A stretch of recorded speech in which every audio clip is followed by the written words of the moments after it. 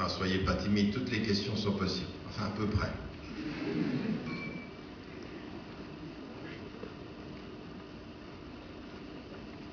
Oui, il y en a une là-bas au fond. Il y a un micro.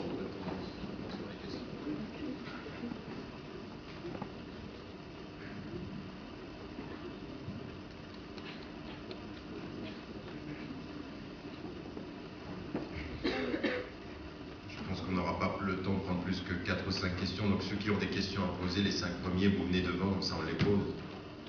On essaie d'être pratique.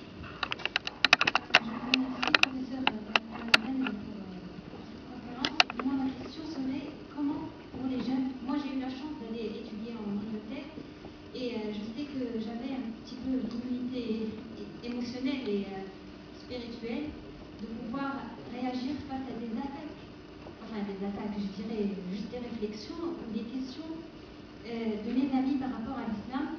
Il y a des athées qui m'ont carrément dit des choses atroces sur le prophète. Et moi j'ai essayé de développer ma connaissance avant. Maintenant, comment les jeunes peuvent faire face à l'islamophobie, surtout croissante, surtout en France. Maintenant, en Angleterre, c'était pas très flagrant, mais en France, je sais que c'est vraiment perturbant, même pour les gens qui ont le plus d'immunité. On va prendre toutes les questions, comme ça je réponds. Bonjour.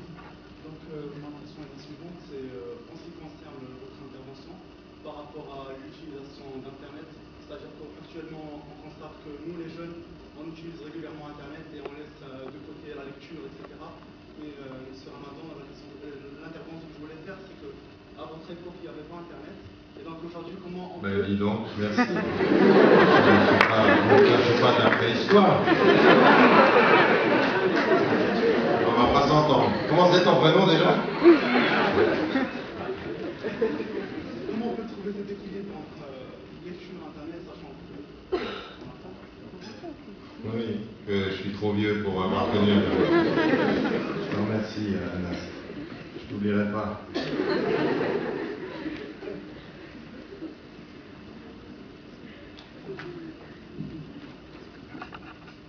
Bonjour M. Ramadan, je vous remercie beaucoup pour votre conférence.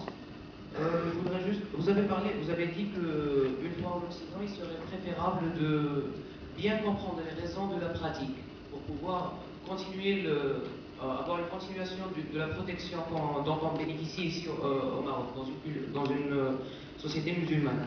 Ne pensez-vous pas plutôt que cette compréhension de la pratique devrait être plus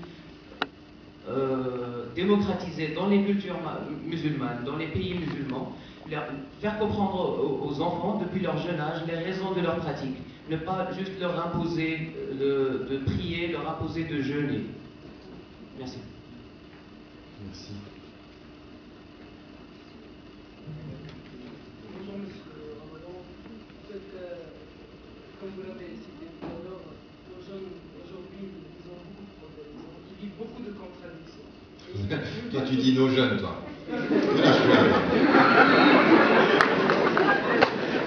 J'aurais tout entendu aujourd'hui. Tu viens de la préhistoire et l'autre qui dit les jeunes.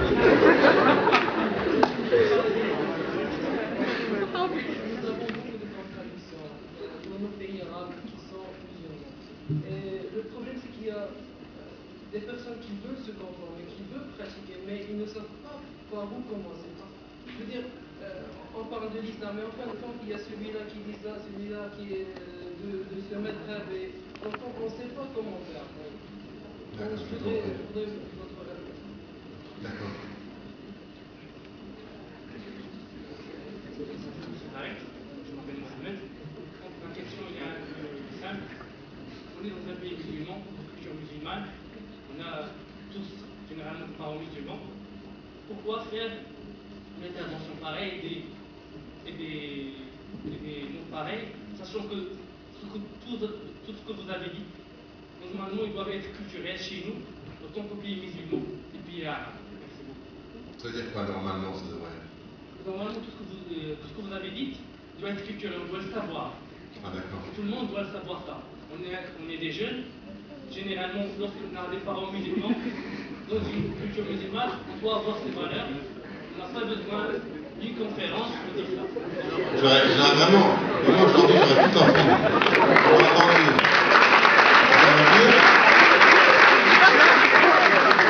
J'aurais entendu un vieux, j'ai entendu des jeunes par un jeune, j'aurais entendu, mais ça sert à quoi de nous dire ce qu'on sait déjà?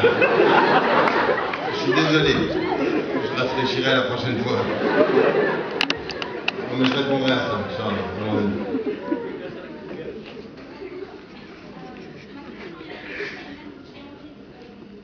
J'ai une amie qui ne croit en rien, ne croit pas au paradis. Elle croit en l'existence de Dieu, mais elle se dit non pratiquante parce qu'elle a perdu foi en œuvre en général. Déjà, elle a un frère handicapé, donc elle a un enfant de toutes les couleurs. Donc ma question c'est, est-ce que je suis censée lui donner un coup de pouce et essayer de la convaincre du bien pour les l'islam pour qu'on prenne la leçon dans mon compte? Parce que j'ai peur qu'elle finisse par aller dans le mauvais chemin, surtout si elle part en Occident. Donc, voilà. Mais les musulmanes au départ, Oui. elle a perdu la foi. Elle a perdu la foi. D'accord.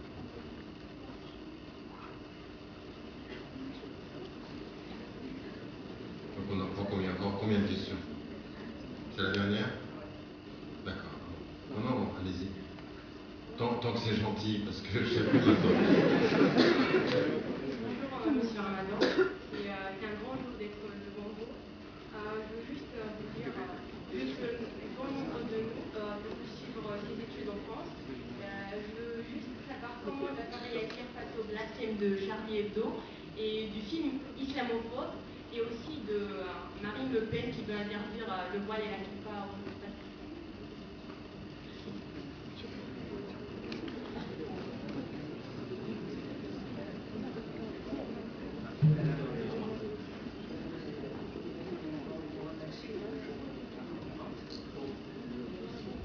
Je parlais dans le micro, je pensais que vous entendez. Il marche le micro ou c'est pas? Après. Vous avez dit que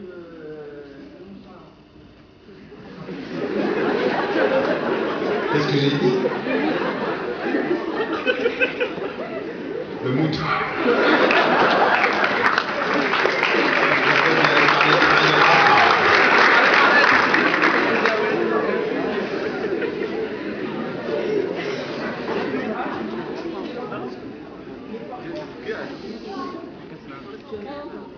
parfois être malade, c'est le trouble qui porte des maladies. Alors si on est le seul être sain dans l'entourage, qu'est-ce qu'il faut faire?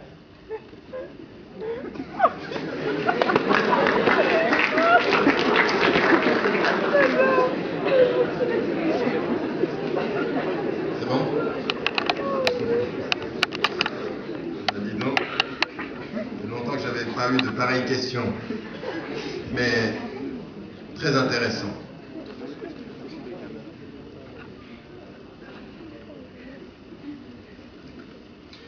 Alors, simplement,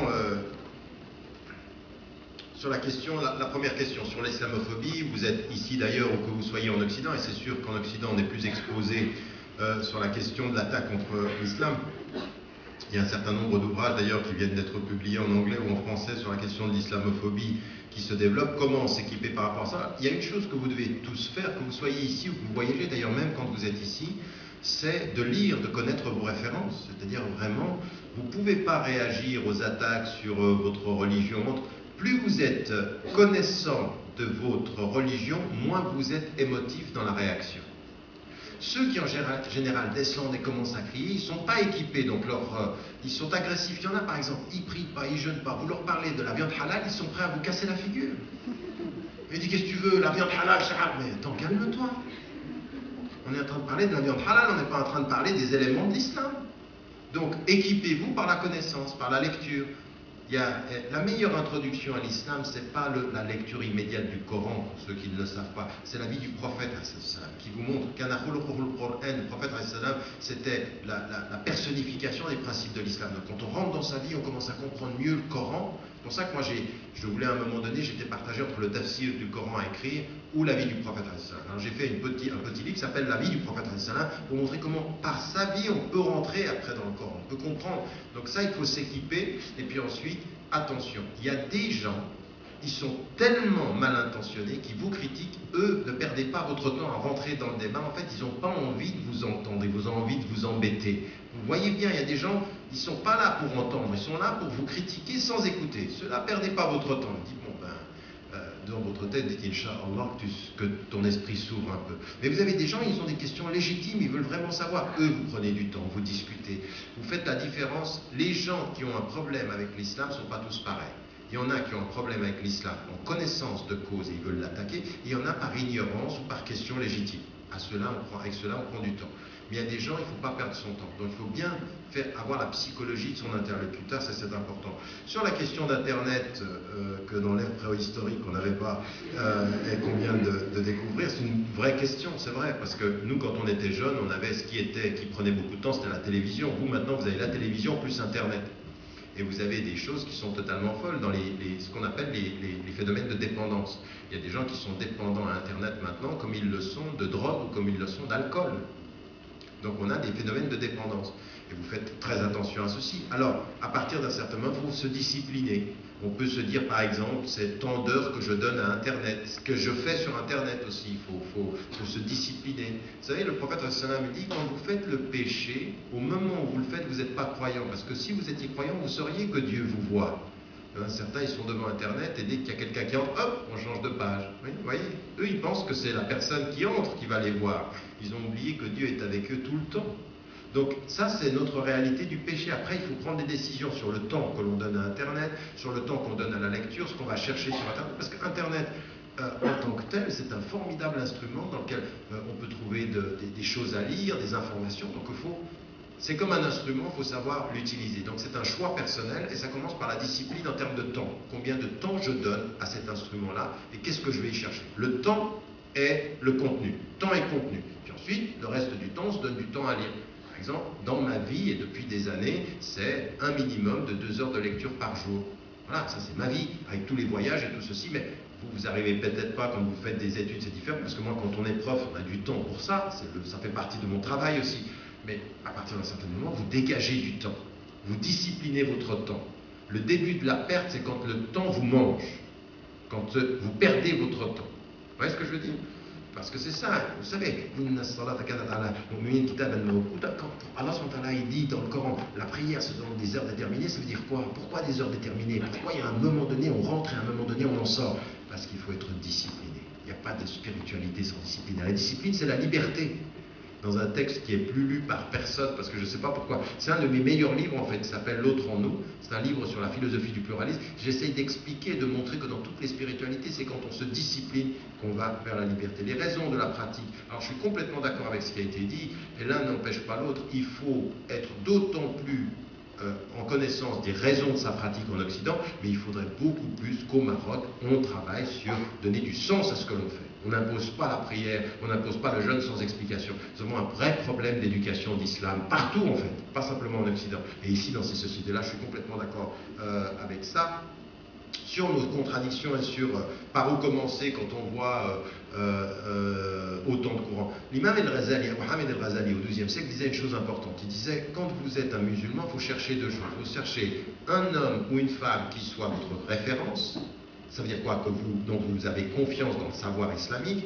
Et puis, quand il vous donne des réponses, votre cœur s'apaise. Alors bien entendu, il y en a certains. On leur dit c'est blanc ou noir. Ça les apaise. Ils vont dans cette voie. Il y en a d'autres qui leur disent réfléchis. Toujours dans les limites de halal. C'est à vous de choisir qui, mais en connaissance de cause, pas simplement. Il y en a certains avec moi, ils viennent écouter des conférences, ils sont complètement, parce que le discours leur plaît généralement, ils répètent bêtement, non, il faut être critique même avec ceux qu'on aime. Même avec ceux qui... Il faut être tout le temps critique, aller chercher... mais après, c'est à vous de choisir. J'explique toujours, je le dis, vous êtes des jeunes et vous allez comprendre. Vous avez un jeune qui vient vers moi, il faisait de la guitare. Il me dit, j'aimerais vous poser une question, est-ce que la guitare, la musique, c'est halal? Et lui, il faisait de la guitare. Il me dit, parce que moi, je fais de la guitare, je dis, tiens, je lui dis, écoute, il y a 3 opinions chez les savants. Il y a une opinion qui dit haram. tu touches pas à la musique. Il y a une autre opinion qui dit, sauf quand c'est avec les cordes vocales, donc la psalmodie, il y a une autre qui dit les drums, c'est-à-dire les percussions, c'est possible, parce que c'était comme ça à l'époque du prophète sallam, toutes les autres musiques sont... Puis il y en a une autre qui dit non, il n'y a aucun problème avec la musique, ça dépend du contenu et ça dépend des objectifs. Moi, c'est ma dernière opinion. C'est la dernière opinion qui est la mienne, c'est-à-dire que je pense que la musique, c'est pas haram, ça dépend de ce que tu écoutes, comment tu écoutes et quels sont les objectifs, si ça ne te fait pas perdre la tête, si ça te permet d'être bien, avec un contenu et une attitude qui est bien. Il me dit, ah d'accord. Et puis il part. Et puis bon, je conseille, et puis il devait. Puis quelques semaines plus tard, il vient, il me dit, je suis allé voir un autre cher. Et il m'a donné une autre solution. Et je lui dis quoi? Il m'a dit, c'est haram. Et je lui dis, et alors? Il me dit, moi je préfère ça, haram. Je dis, bon, et je le regarde, je lui dis, alors ça veut dire que tu joues plus de la guitare et tu n'écoutes plus de musique?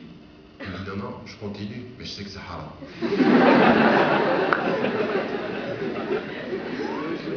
Mais écoute, voyez la psychologie? C'est un esprit qui a envie que ce soit blanc et noir. Moi, je lui dis, fais ton choix. Mais il avait envie qu'on lui dise. Donc, il continue à maintenir un sentiment de culpabilité. Et ça, c'est la psychologie que parfois on a. C'est à vous de chercher qui. Je comprends ce qu'il veut. J'ai compris ce qu'il voulait psychologiquement. Il voulait quelque chose de clair, parce que le flou, ça le gênait. Et moi, c'est pas ma réponse. Mais chaque esprit trouve un savant ou quelqu'un qui va répondre à ses attentes. Dans le savoir, il faut qu'il soit compétent ou elle soit compétente, et puis ça répond à vos attentes. Rapidement, pays musulman, pourquoi? Alors pourquoi est-ce que je suis venu faire cette conférence? C'est complètement inutile, j'aurais mieux fait de ne pas venir. Merci. Non, mais je plaisante, c'est de le carte humour. Donc, c'est important que vous vous posiez la question de savoir, c'est vrai qu'en fait, tout ce que j'ai dit, ça devrait être reçu. Bien sûr. Le problème, c'est que ça ne l'est pas. Et qu'en plus, vous allez être exposé à ça. Donc, il y a des rencontres comme ceci qui sont des rappels de ce que l'on sait, des clarifications de ce que l'on devrait savoir, et des éléments, des instruments pour pouvoir être mieux préparé à partir. Si une ou deux ou trois choses que j'ai pu dire aujourd'hui vont vous permettre d'être mieux équipé à partir, alhamdoulilah, ça aura été utile. Si une ou deux ou trois choses sont plus utiles pour vous rester, quand vous allez rester à Rabat ou vous allez rester au Maroc, pour vous permettre de prioriser des choses dans votre vie, alhamdoulilah. Donc chacun, là où il est, peut tirer de cette conférence, j'espère, une, deux ou trois informations qui pourront lui être utiles à elle ou à lui. Pour une femme qui a perdu la foi parce qu'il y a des choses dans la vie qui peuvent faire qu'à des moments on a donné des doutes, n'importe quelle personne qui accompagne, encore une fois, je ne peux pas, parce que là c'est un cas très personnel, il n'y a pas de réponse, il n'y a pas de réponse une pour tout le monde. Il faut avoir la psychologie de la personne. Il y a une chose qu'il faut toujours faire, c'est toujours être là sans jugement. Ne jugez pas les personnes en disant « oui, t'es une kafir, c'est le kofr ». Non. Vous comprenez par l'histoire d'une personne que ça peut remettre en cause certaines des réponses, mais votre présence, vous savez, il y a un homme qui avait raconté une histoire à mon père, qui me l'a raconté à moi, et qui en fait, c'est lui, il priait pas, il avait plus envie de prier, il avait perdu ce sens-là, et puis il y a un homme qui allait le voir chaque fois chez lui à l'heure de la prière, il lui disait rien. Il le laissait, il lui dit, attends, c'est l'heure de la prière, il faut vite que je prie. Il le laissait, lui, ne pas prier, puis l'autre commençait à le regarder prier.